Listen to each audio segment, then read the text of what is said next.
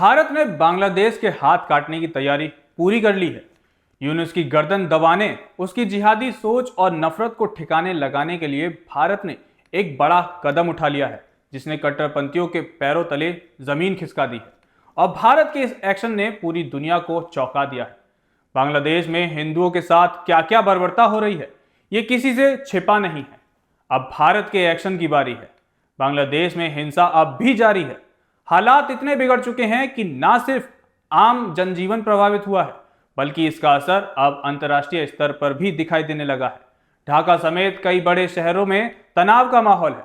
सड़कों पर प्रदर्शन हो रहे हैं और कई जगह हिंसा की घटनाएं सामने आई हैं।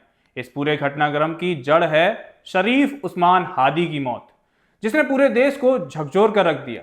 और इसी बात को मद्देनजर रखते हुए बांग्लादेश में भारत और हिंदुओं के खिलाफ चल रहे हिंसक प्रदर्शन के बीच पहली बार पीएम मोदी ने एक बहुत बड़ी चेतावनी भी दे दी है।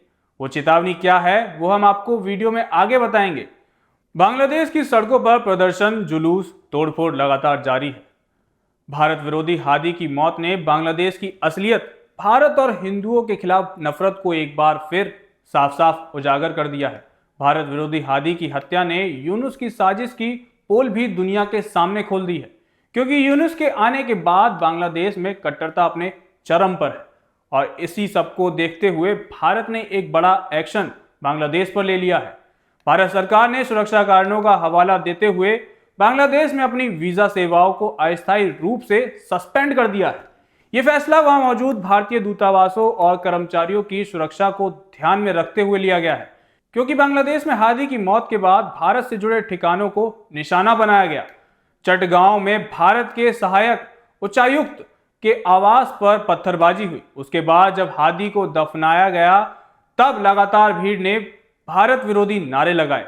इससे यह साफ हो गया कि माहौल और भी ज्यादा भयानक और उग्र होने वाला है। और शायद इसीलिए बांग्लादेश में भारत विरोधी और हिंदुओं के खिलाफ जारी हिंसक घटनाओं के बीच प्रधानमंत्री नरेंद्र मोदी ने पहली बार खुलकर और बेहद ही सख्त चेतावनी दी है। सबसे अहम बात यह है कि ये चेतावनी उन्होंने बांग्लादेश से सटे असम की धरती से दी है। वही असम जहां मुख्यमंत्री हेमंत बिस्वा शर्मा पहले से ही अवैध घुसपैठ के मुद्दे पर कड़े बयान और कार्रवाई कर चुके हैं। पीएम मोदी का यह संदेश सिर्फ एक बयान नहीं था, बल्कि एक रणनीतिक संकेत था। और जब उन्होंने उसी मंच से हेमंत बिस्वा शर्मा की खुलकर तारीफ की, तो ये साफ हो गया कि केंद्र और राज्य एक ही दिशा में है, एक ही एजेंडे पर आगे बढ़ रहे हैं। लेकिन पीएम मोदी की चेतावनी को समझने के लिए पहले उन आंकड़ों को समझना जरूरी है जो चिंता पैदा करते हैं। असम के मुख्यमंत्री खुद कह चुके हैं कि अगर हालात ऐसे ही रहे तो 2041 तक असम की जनसांख्यिकीय संरचना पूरी तरह बदल सकती है।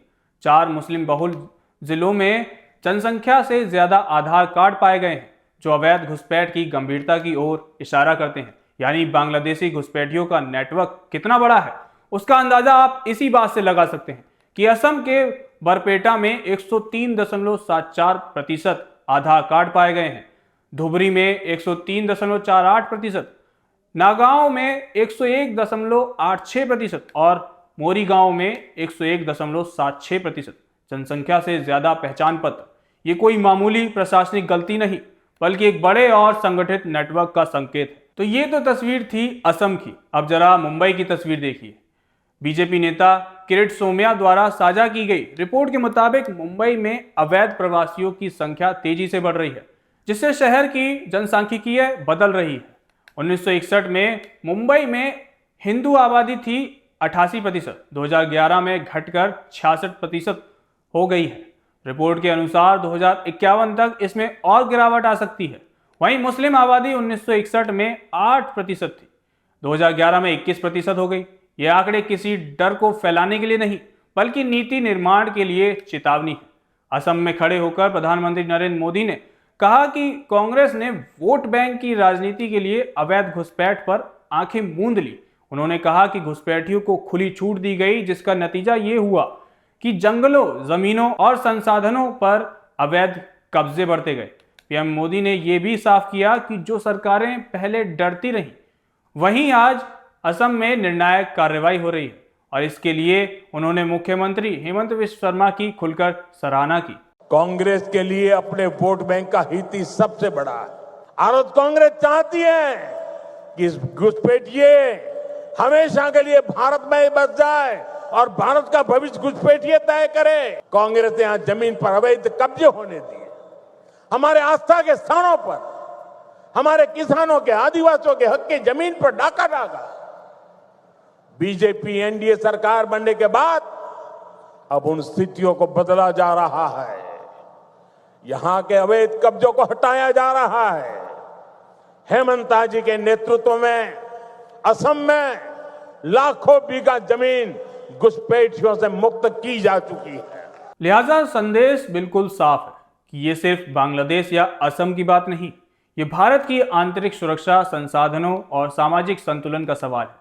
पीएम मोदी का असम से दिया ये बयान एक चेतावनी भी है और एक संकेत भी कि अब मुद्दे को नजरअंदाज नहीं किया जाएगा और अवैध घुसपैठ के खिलाफ कानूनी, सख्त और निर्णायक कदम उठाए जाएंगे। असम की धरती से दिया गया ये संदेश पूरे देश के लिए है और इसे हल्के में लेना अब संभव नहीं है। बहरहाल इस पूरे मुद्दे को लेकर आप क्या सोचते हैं, अपनी राय हमें कमेंट सेक्शन में जरूर बताएं। कैमरे के पीछे मेरे सहयोगी मिनाज हैं, आप मुझे जनतंत्र में सुन रहे हैं। नमस्कार।